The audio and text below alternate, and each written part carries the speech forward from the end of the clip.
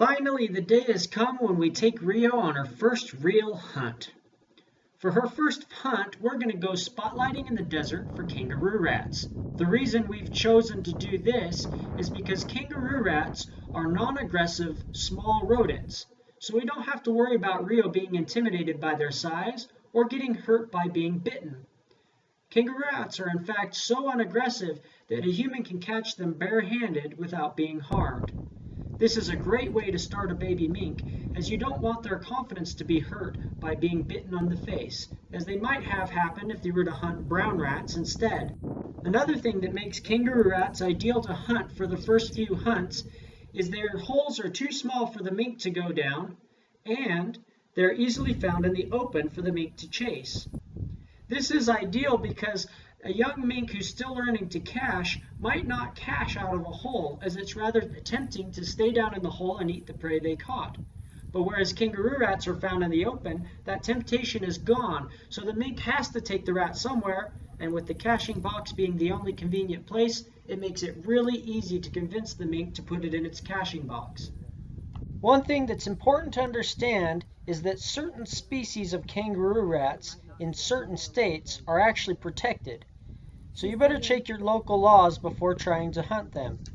In my state, all except for Washington County consider kangaroo rats as non-protected, non-game mammals, which means you can take them without any licenses year-round, 24 hours a day, without a bag or possession limit.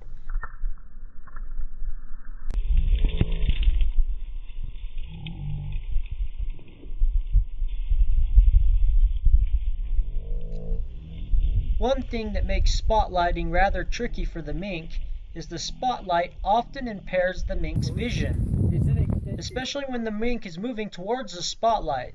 The light is often shining right in its eyes, making it difficult to see even the most plain and obvious objects.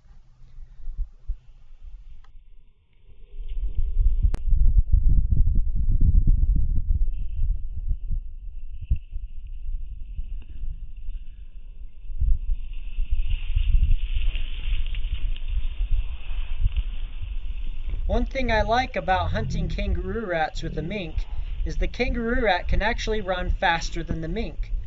They're also very good at dipping and diving and jumping over the mink's head, which makes it a bit of a challenge for the mink.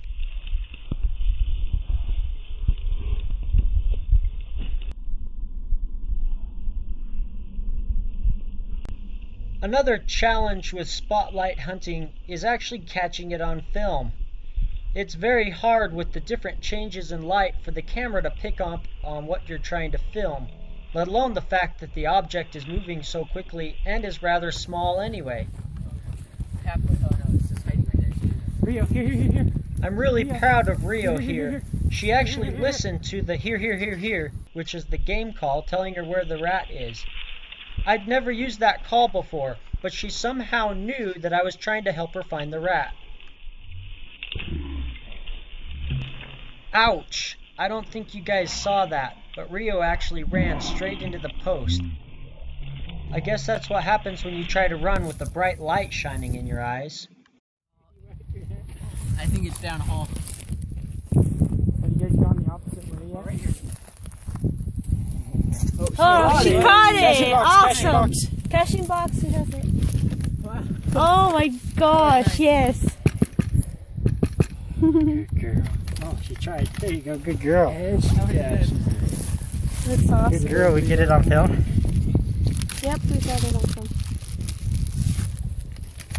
Right. Can you see? Alex? Like. They don't want that little baby. You don't want the one I found? Good job, Rio. This is pretty good for her first time. You guys may have been wondering why I was hunting Rio with a harness on. If you look in my other videos, I don't normally do that, and the reason is it's very dangerous to the mink.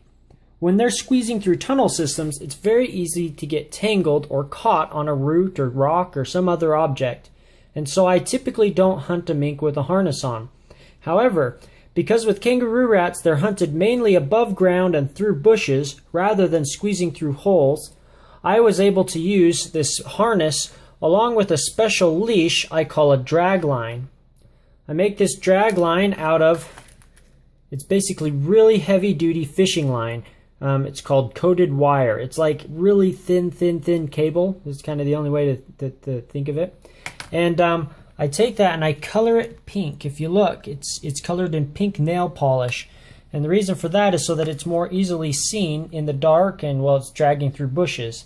The reason I don't use a string is that very easily gets tangled and wrapped around stuff, but this coated wire easily slides through brush. Now why I was using that for Rio is because she's still pretty new to her caching training.